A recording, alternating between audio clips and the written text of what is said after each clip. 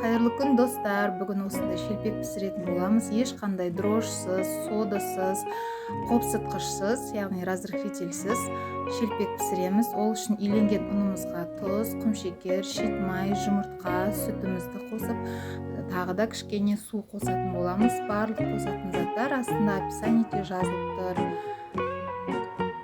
Жақсылап қамыр илейміз. Иленген қамырымызды тындырып қоямыз. Бетіне салфан жауып, арасында бір рет июн қандырып қайтарып қойсаңыздар болады. Одан кейін қамырымызды 7 бөлікке бөліп, 7 шелпек пісіретін боламыз.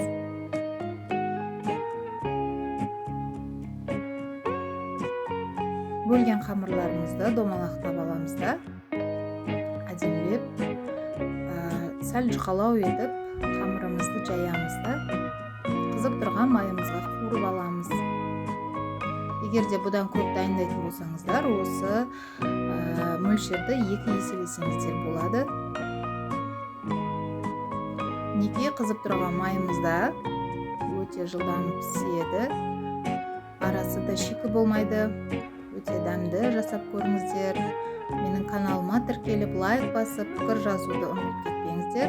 Сіздерге осындай жеңіл, пайдалы тағамдарды көрсетуге әзірмін.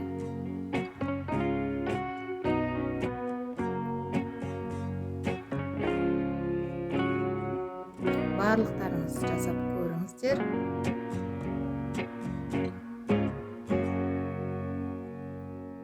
Ас болсын.